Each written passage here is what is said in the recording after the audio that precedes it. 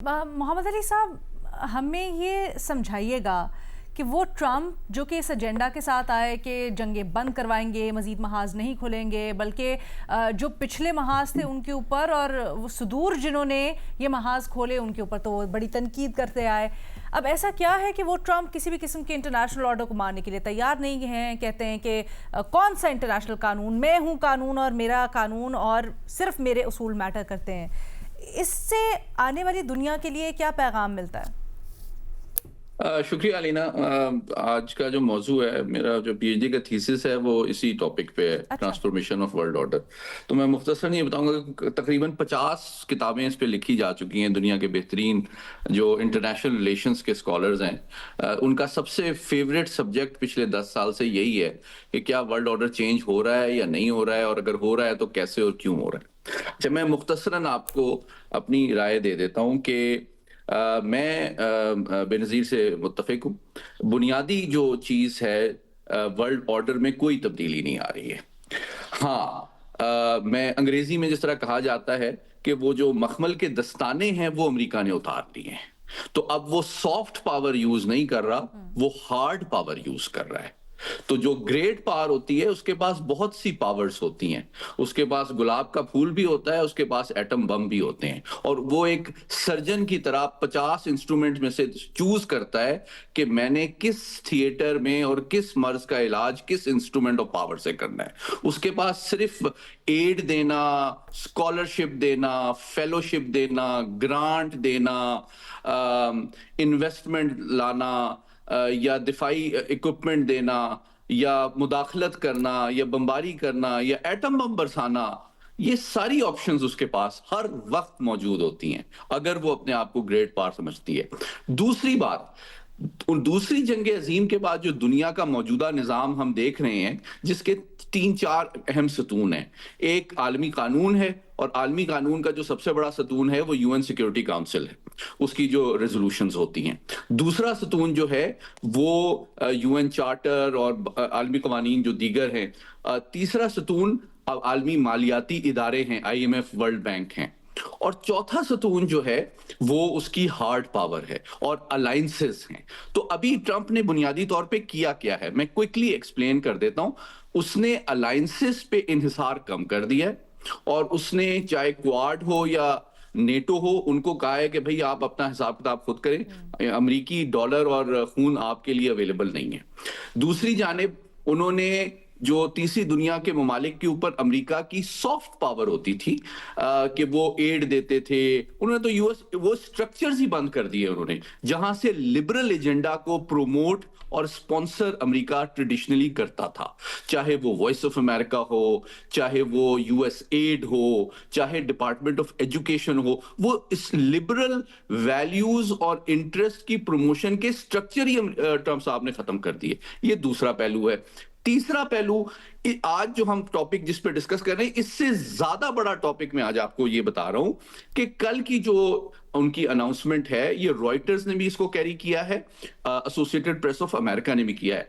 तकरीबन 66 international body से America निकल रहा है, उसने ये फैसला कर लिया है। तो बुनियादी तौर पे जो ऑर्डर 1945 के बाद चीन, रूस, बर्तानिया और फ्रांस के साथ मिलकर अमेरिका ने तामीर किया था, जिसका मकसद तीसरी दुनिया को इंप्रेस करना भी था, डिपेंडेंट बनाना भी था, एक्सप्लॉइट करना भी था, और अपनी पावर और एक्सप्लॉयटेशन और जो इम्बैलेंस है उसको लेजिटिमाइज करना भी था अक़वाम मुत्तहिदा की सिक्योरिटी काउंसिल के जरिए।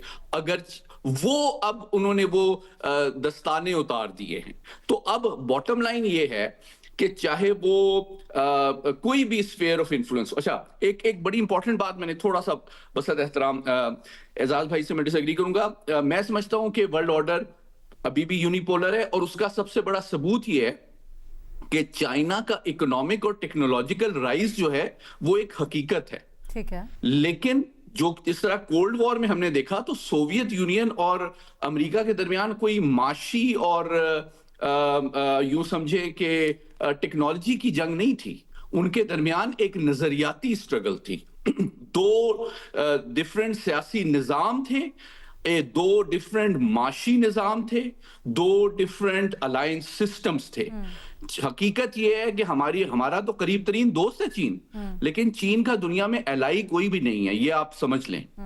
ایلائی کا مطلب انٹرنیشنل لا اور انٹرنیشنل ریلیشنز کے مطلب ہوتا ہے کہ دونوں کا انیمی اور فرینڈ کامن ہوتا ہے. اگر چین کے امریکہ کے ساتھ پرابلمز شروع ہو جائیں ساؤتھ چائنا سی میں، تو کیا چین آپ سے ایکسپیکٹ کرے گا کہ آپ اپنی افواج امریکہ کے خلاف ساؤتھ چائنا سی میں لگائیں گے؟ بھائی الائنس تو پھر امریکہ تو آسٹریلیا، جرمنی، یہ جو آئی سیف 28 ملکوں کی بنی تھی، یہ تو 28 ملکوں کو کان سے پکڑ کے کہتا ہے کہ افغان طالبان سے لڑو.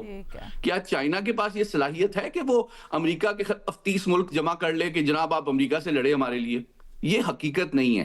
دوسری بات، اکنامک اور ٹیکنالوجیکل رائز ہے. لیگل فریم ورک پوری دنیا کا جو ہے، یو این کا جو نظام ہے، وہ سارا امریکہ کا دیا ہوا ہے، جس کو دوسرے ممالک نے اگری کیا ہے. اب وہ خود اس کے اوپر انحصار کم کر رہا ہے.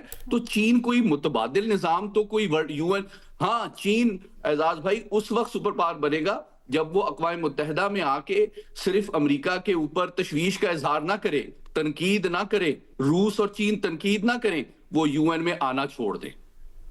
تو پھر امریکہ کے لیے تشویش کی بات ہوگی کہ یہ یو ایس لیڈ اسٹرکچر کوئی نہیں ہم مانتے، ہم کوئی اور تنظیم بنانے لگے ہیں. تو یہ گریٹ گیم جو ہے یہ ہمیشہ سے چلتی رہی ہے.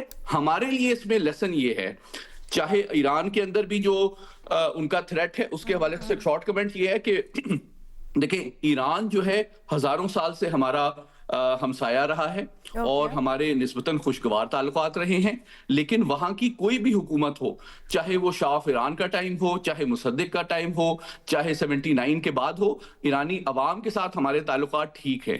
ان کی عوام کو جو بھی حکومت ایکسیپٹیبل ہوگی، جو نظام ایکسیپٹیبل ہوگا، اس سے ہم ڈیل کریں گے. یہ ایک ریالٹی ہے. اور یہ بھی ایک ریالٹی ہے کہ ایران کو پچھلے 3 سالوں میں ڈپلومیٹکلی، اسٹریٹجیکلی، ملیٹریلی امریکہ نے اور اسرائیل نے مل کے آئسولیٹ کیا ہے. اس کی جو حمایت یافتہ ملیٹنٹ آرگنائزیشنز تھی، ان کو آلموسٹ انہوں نے ڈسارم کر دیا ہے. دوسری جانب اکنامک سینکشنز جتنی زیادہ امریکہ نے لگائی ہیں، گارڈین کی جو آج کی سٹوری ہے اس کے مطابق پچھلے 1 سال میں 70% مہنگائی میں اضافہ ہوا ہے ایران میں، جس کی وجہ سے لوگ 31 صوبوں میں اس وقت مظاہرے ہو رہے ہیں. تو پرابلم جو ان کی حکومت فیس کر رہی ہے وہ امریکن کاسٹ ہے، وہ سینکشنز کی وجہ سے ہے. اور اگر کوئی حکومت میں تبدیلی کی بات بھی کی جا رہی ہے تو میسج امریکہ کی طرف سے ایران کے عوام کو یہ ہے کہ جناب اگر آپ رجیم چینج مان لیں تو آپ کے اوپر یہ مسائل حل ہو جائیں گے.